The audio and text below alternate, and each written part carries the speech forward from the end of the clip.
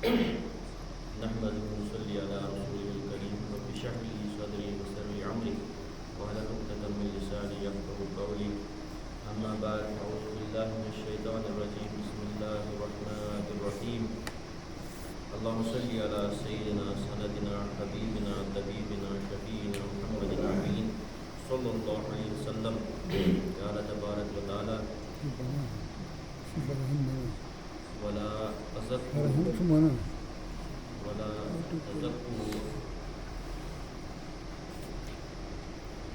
اقرأ كتابك كفى بنفسك اليوم عليك حسيبا صدق الله العلی العظیم۔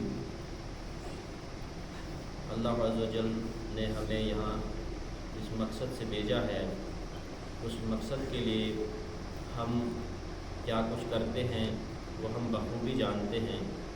ہم جزوی چیزوں پہ بہت زیادہ زور دیتے ہیں کہ یہ چیزیں بہت اہم ہیں، اور غیر اہم چیزوں پہ زیادہ زور دیتے ہیں جن چیزوں پہ زیادہ زور نہیں۔ حالانکہ ہر چیز دو حصوں میں بانٹی جاتی ہے اہمیت کے اعتبار سے، ایک ہائر لیول کی پرائیورٹی ہوتی ہے اور دوسری لوور لیول کی پرائیورٹی ہوتی ہے۔ اہمیت میں بھی مختلف درجے ہوتے ہیں، لیکن ہم اس طرف نہیں جاتے جس طرف جانا چاہیے۔ انسان کی سب سے بڑی کمزوری یہ ہے کہ وہ اپنی جہالت نہیں پہچانتا۔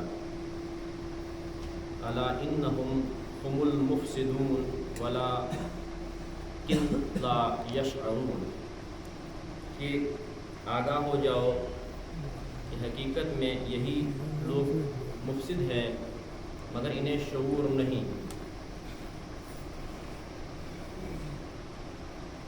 فساد گھر کے اندر ہو اللہ کو پسند نہیں، نقصان ہمارا ہے۔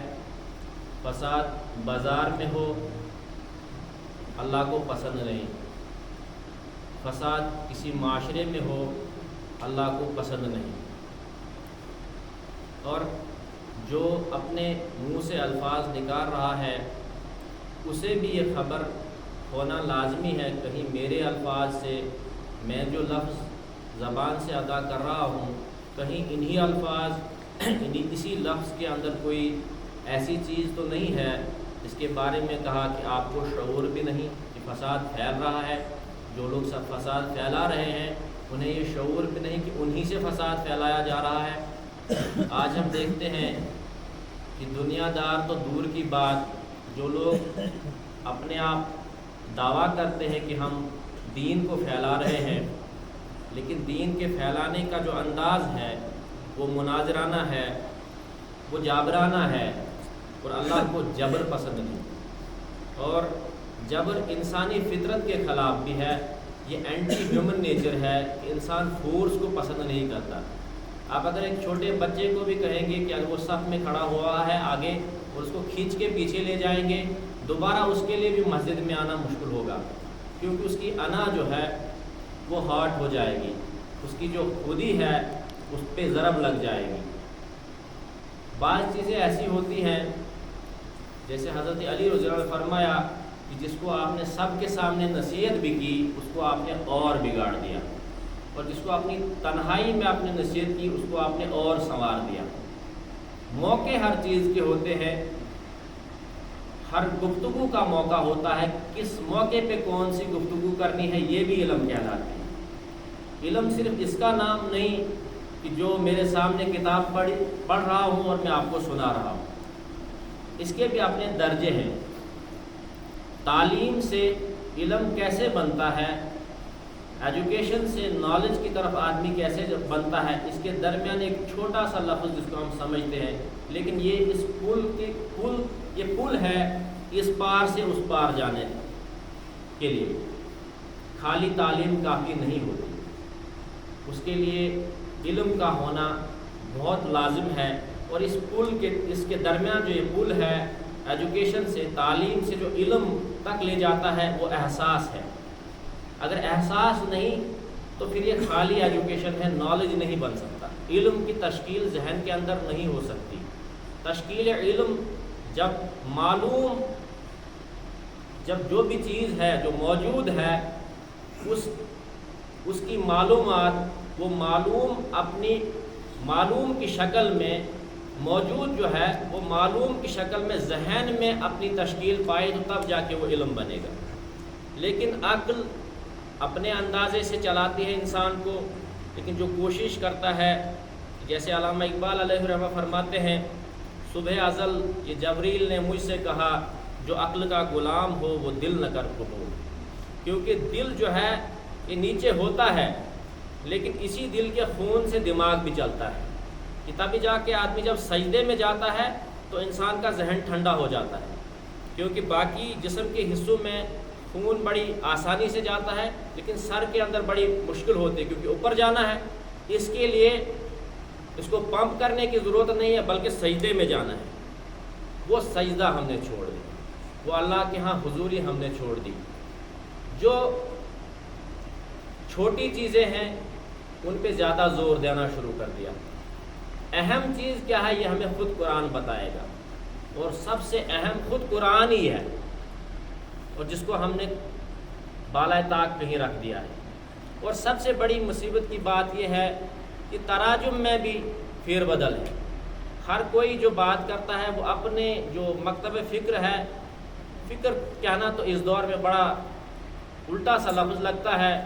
فکر تو غزالی کے ہاں تھی، فکر تو امام ابو حنیفہ کے ہاں تھی، فکر تو امام شافعی کے ہاں تھی، فکر تو امام تیمیہ کے ہاں تھی اس دور جدید سے پہلے، فکر تو شاہ ولی اللہ کے ہاں تھی، فکر تو مجدد شیخ احمد سرہندی کے ہاں تھی. آج جسے ہم فکر کہتے ہیں اس فکر کو، جیسے جس کو ہم ٹینشن کہتے ہیں، یہ فکر وہ نہیں، یہ تھاٹ ہوتا ہے. آج وہ ٹینشن بن گیا، پھر ٹینشن والا فکر بن گیا ہے. کیونکہ ہمارا جو انداز ہے گفتگو کا وہ بالکل بدل چکا ہے. جس چیز کو احسن طریقے سے دوسرے کے سامنے پیش کرنا ہے اس پہ ہم زور نہیں دیتے. جو ہمارے سوسائٹی میں جو سب سے بڑا زہر ہے وہ یہ ہے کہ پوری زندگیاں، تقریباً میرا بھی اپنا ایک شعوری دور ہے، 24 سال تقریباً کم و بیش میں نے اپنے اس گاؤں سے باہر گزارے تعلیم کے معاملے میں. اس میں رکھتا ہوں صرف 16 یا 17 سال جو شعوری زندگی تھی، کہ میں بھی تھوڑا ان بکھیڑوں میں پڑتا رہا کہ یہ نہیں یہ گروہ، یہ نہیں یہ گروہ. لیکن پھر جب سمجھ میں آیا، جب قرآن پڑھا، جب حدیث پڑھی تھوڑی سی اپنے طالب علمانہ کوشش سے، تو پتہ چلا کہ یہ تو سوال ہی وہاں ہے نہیں. وہاں تو اللہ نے سوال ہی مختلف رکھے ہیں. اور خدا رب العزت خود قرآن میں فرماتا ہے کہ جو انسان یہ دعویٰ کرے کہ فلا تزکوا انفسکم هو عالم بمن اتقی، کہ بڑا پرہیزگار ہوں میں، یہ صحابہ سے کہا جاتا ہے، لیکن ان سے نہیں کہا جا رہا ہے، اصل میں ہمیں مخاطب کیا جا رہا ہے ان کے ذریعے. وہ تو کل وعد اللہ الحسنی، ان کے ساتھ تو سب کے ساتھ اچھا وعدہ تھا. یہ ہمیں کہا جا رہا ہے کیونکہ جس کشتی میں ہم چل رہے ہیں، جس بحریری کی کشتی میں ہم چل رہے ہیں، کہیں ایسا نہ ہو کہ یہ ہمیں سیدھا قیامت میں کھڑا کر دے. قیامت تو کہتے ہیں کھڑا کرنے کو، یہ کشتی کہیں سیدھا وہیں نہ انٹر ہو جائے. اس کے لیے لازمی چیز پہلی یہ ہے کہ انسان کچھ چیزوں سے پیچھے ہٹ جائے. پہلی بات اس چیز کا اعتراف کرنا کہ مجھ سے گناہ ہوئے ہیں، میں گناہ گار ہوں. جیسے کسی کے آفس میں کام کرتا ہے اور غلطی اگر ہو جائے، اور غلطی ہونے کے بعد بھی اگر وہ کہے کہ مجھ سے غلطی نہیں ہوئی ہے، تو اس کو ہم ایروگنس کہتے ہیں. اسی پر راندہ در کر دیا گیا شیطان کو، جسے ابلیس ہم کہتے ہیں. ابا واستکبر کافرین لفظ استعمال ہوا کہ اس نے تکبر کیا اور کافروں میں سے ہو گیا. اور غرور اللہ کو قطعی پسند نہیں. اگر انسان کو کوئی جگہ مل جاتی ہے تو وہاں بہت خطرہ ہوتا ہے. جب اس کو کوئی کرسی مل جاتی ہے وہاں ریا کا خطرہ ہوتا ہے، وہاں غرور کا خطرہ ہوتا ہے. انہ لفرح فخور، کہ انسان بے شک جب اس کو کوئی جگہ ملتی ہے تو وہ فاخر ہو جاتا ہے. اور فاخر اللہ کو کسی درجے میں پسند نہیں. اللہ خود فرماتے ہیں، حدیث کے اندر آتا ہے کہ غرور میری چادر ہے، جو اس کو کھینچے گا اس کو میں تباہ برباد کر کے رکھوں گا. کچھ چیزیں ایسی ہیں کہ ہم جب کہتے ہیں یہ جب کوئی دینی طبقے میں بھی داخل ہو جاتا ہے، علماء کے طبقے میں بھی داخل ہو جاتا ہے، تو مسئلہ یہ ہو جاتا ہے کہ وہ تکفیر کرنا شروع کر دیتا ہے۔ اس سے بہتر ہے جس جگہ آپ بیٹھیں، اگر وہاں کسی کی مخالفت لگی ہوئی ہے تو یہ بنیاد ہے علم کی گہرائی کو جاننے کی، کہ جو سچ مچ میں اللہ سے محبت کرتا ہے، اللہ کی مخلوق سے محبت کرتا ہے، پوری مخلوق آفاقی سوچ رکھتا ہے کہ اس سے ہر انسان کو فائدہ ملنا چاہیے۔ حضور علیہ السلام کی محفل میں صحابہ بیٹھے ہوئے تھے، حضرت عمر بھی تھے اور عبداللہ بن عمر بھی موجود تھے، چھوٹی عمر تھی۔ آپ سے اس نے فرمایا کہ ایک سوال میں کرتا ہوں آپ سب سے کہ مسلمان کی مثال دی ہے اللہ نے ایک درخت سے، وہ کون سا درخت ہے؟ سارے صحابہ خاموش ہو گئے، کسی نے جواب نہیں دیا۔ فرمایا اللہ کے رسول آپ کا رب، ہمارا رب بہتر جانتا ہے۔ آپ نے فرمایا کہ مسلمان مومن کی مثال کھجور کے درخت جیسی ہے۔ آج ہم سائنسی تحقیق سے جانتے ہیں کہ دنیا میں ہر اعتبار سے کھجور کا درخت مفید ہوتا ہے۔ یہ مثال دی گئی مسلمان کی، پھر کیا یہ وہ سوچ سکتا ہے کہ میں کسی کو نقصان پہنچاؤں؟ جنت اللہ کی، دوزخ اللہ کا، میں کون سا چوکیدار ہوتا ہوں کسی کو بولنے والا کہ تو دوزخی ہے، تو جنتی ہے؟ اس کا فیصلہ قرآن کی پہلی سورت میں اللہ نے اپنے لیے رکھا ہے۔ جب ہم کہتے ہیں الحمد للہ رب العالمین، پہلے تعریف ہوتی ہے کہ ساری تعریف، ساری ثنا اللہ کے لیے ہے جو رب العالمین ہے۔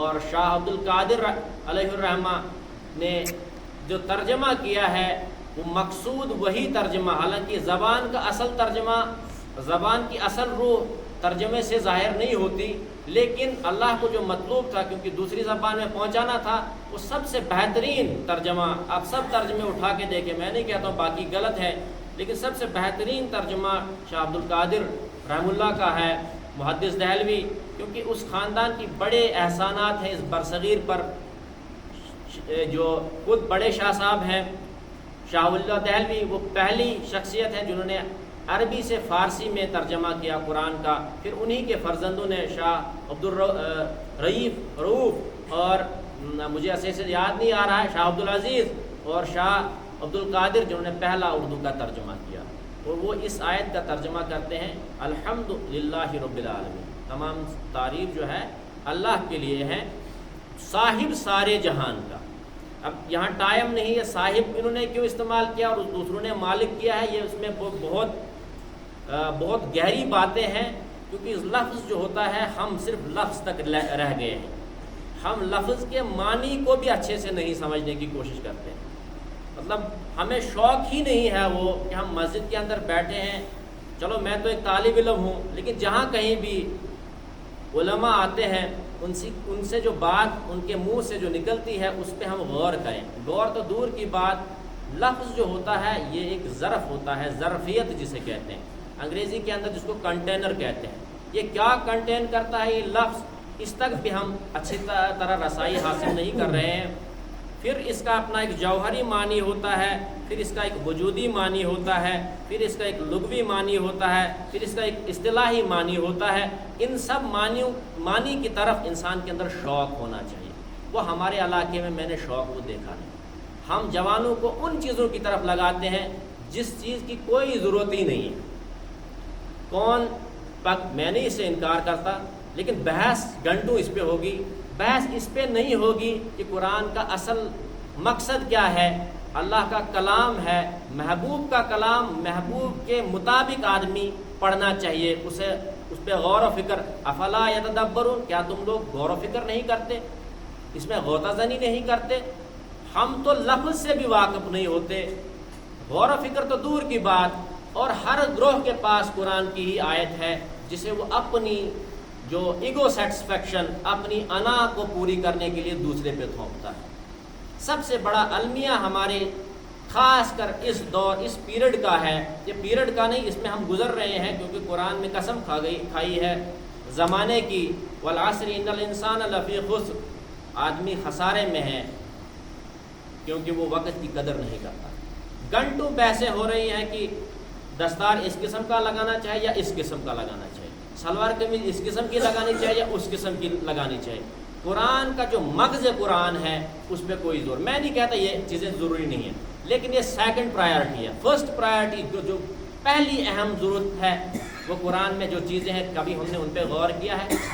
تقویٰ قرآن سب سے زیادہ زور دیتا ہے۔ اگر ایک سمپل ڈیفینیشن میں کہوں کہ قرآن کا اور سب سے بڑا مقصد جو ہے وہ تعلق باللہ ہے، باقی سب جزوی چیزیں ہیں اور کلی چیز تعلق باللہ ہے۔ اس تعلق باللہ کے راستے میں جو کچھ بھی آتا ہے اس کو ہم غور سے، اس کو ہم نزدیک سے پہچاننے کی اور اپنے اندر لینے کی کوشش نہیں کرتے۔ ہمارا نفس، ہمارا ذہن ایک کوڑے دان کی طرح بن گیا ہے، جس کوڑے دان میں جس کو جو مرضی آتی ہے پھینکتا ہے اور ہم اس کو پکڑتے ہیں ڈالتے ہیں اندر۔ وجہ یہ ہے کہ ہمارے ہاں ذہنوں کے اندر بہت خلجان پیدا ہو گیا، کسی کو کچھ پتہ نہیں چلتا۔ جس کو 72 آدمی اسٹیشن پہ کھینچتے ہوں، ادھر بھی ہو سکتا ہے کسی کی شروعات ایک جگہ سے شروع، کوئی چیز ایک جگہ سے سمجھ آئے اور پھر وہ دوسری جگہ جائے، وہاں سمجھ آئے، اگر وہ اپنے آپ کو تعصب سے بالا تر رکھتا ہے۔ اچھا، قرآن جو ذہن سازی کرتا ہے اس میں آدمی تفرقہ بازی میں وہ کبھی نہیں پڑھ سکتا جس کا شاکلہ قرآن سے بنا، کیونکہ قرآن ان چیزوں کی بات ہی نہیں کرتا۔ ہم کہتے ہیں ایک وہ گروہ ہونا چاہیے، اس پہ بڑا زور ہے، لیکن جتنا قرآن میں جس چیز کے بارے میں زور دیا وہ اتنی اہم ہے۔ نماز پہ سب سے زیادہ زور ہے، اس پہ کوئی نہیں۔ مسجدیں ہماری خالی ہو رہی ہیں دن بہ دن۔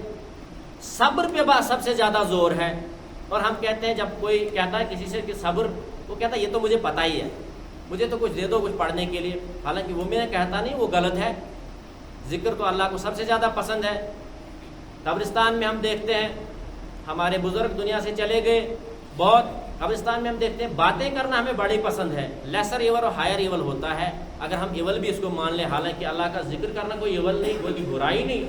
الا بذکر اللہ تطمئن، ہمیں تو بھیجا ہی گیا ذکر کرنے کے لیے۔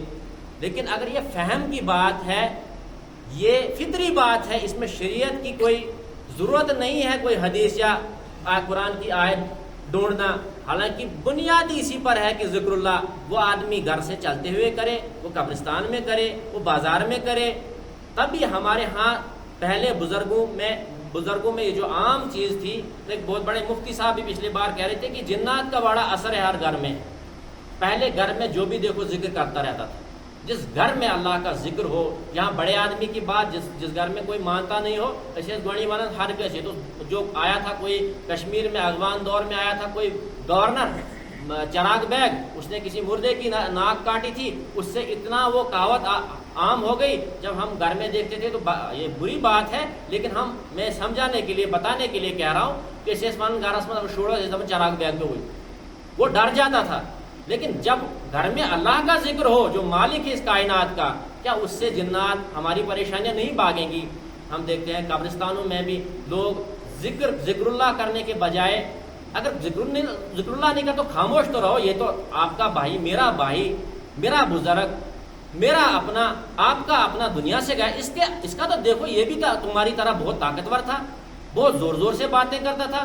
اگر اس کو قبرستان میں قبر میں اتارا، اگر کچھ پڑھ بھی نہیں رہے ہو، خاموش تو رہو۔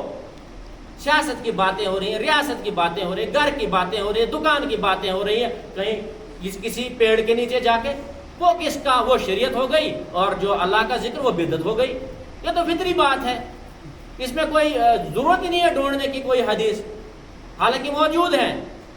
اور ترمذی کی حدیث ہے کہ جب مردے جو دنیا سے چلا گیا، حالانکہ وہ اصل زندگی میں داخل ہو گیا، کیونکہ حضرت علی رضی اللہ فرماتے ہیں الناس النیام اذا ما تنتبہوا، تم جب مر جاؤ گے، تمہیں جو لگتا ہے، جس کو تم موت کہتے ہو، تم اصل زندگی میں جاگ جاؤ گے۔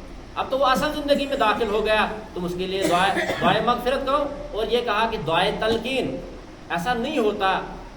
میں سمجھتا ہوں جو جتنا دین میں جانتا ہوں بس وہ دین اتنا ہی ہے، جو دوسرا کہہ رہا ہے بس یہ نہیں ہے۔ ہر ایک کے پاس دلیل ہے، لیکن دلیل استعمال کی جاتی ہے اپنی انا کو مطمئن کرنے کے لیے، اپنے گروہ کی ڈیفنس کے لیے۔ اسلام کے لیے جو لوگ کام کرتے ہیں وہ ان بکھیڑوں میں نہیں پڑتے۔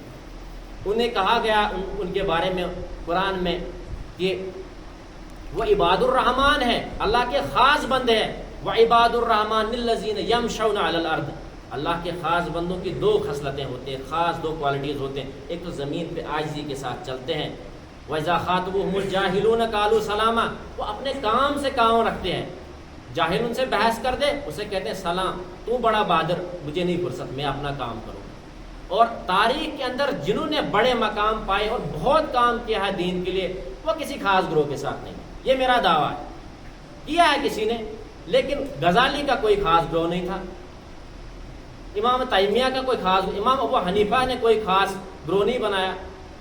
ہوگا جو جس کا ہے، لیکن اس میں سب سے بڑی پریشانی یہ ہے کہ تکفیر کرنا، دوسرے کو کافر کہنا، اسی میں ہماری زندگیاں چلی جاتی ہیں. ہمارا کام جو اصل ہے وہ رہ جاتا ہے. ایک شعوری زندگی کتنی مل جاتی ہے انسان کو، 20 سال کی، 30 سال کی. وہ 20-30 سال کو قرآن کی خدمت لگانے کے، ہم قرآن کے خادم بننے کے بجائے ہم الٹا قرآن کو اپنا خادم بنا لیتے ہیں. نعوذ باللہ، اللہ بچائے. کیونکہ ہم اس کا غلط استعمال کرتے ہیں. بولتے ہیں یہ فلانی جگہ لکھا ہے، وہ کس پس منظر میں وہ آیت اتری، اس کا ہمیں کوئی خیال نہیں. جو خاص چیزیں ہیں، جو خاص چیزیں ہیں جن پہ انسان کو زور، جس پہ قرآن کا بھی سب سے زیادہ زور ہے، تقویٰ. کتنا ہم تقویٰ پہ جاتے ہیں، ایک چیز کو اٹھا کے ہم چلتے پھرتے ہیں، بس یہ کرنا ہے، وہ کرنا ہے. وہ دعوت دین کی، صبر، اس کو ہم چھوٹا سمجھتے ہیں. حضرت لقمان علیہ السلام اپنے بیٹے کو نصیحت کرتے ہیں، یا بنی اقیم الصلاۃ، اے میرے بیٹے نماز کو قائم کر. اور بار بار کہا جاتا ہے نماز کو قائم کر. یہ عزم امور اور وصبر، صبر، دونوں چیزیں اسی میں آ گئی. وصبر اور صبر کر، اور اس کو عزم امور کا، یہ بہادری کا کام ہے. اور تیسری بات، حسن اخلاق پہ سب سے زیادہ زور. اس کے علاوہ محبت پہ زور، اس کے علاوہ باقی چیزوں پہ زور. ٹائم کم رہ گیا. وآخر دعوانا الحمدللہ رب العالمین. ان چیزوں پہ ہم زور نہیں دیتے، جو چیزیں غیر اہم ہوتی ہیں ان پہ بڑا زور دیتے ہیں.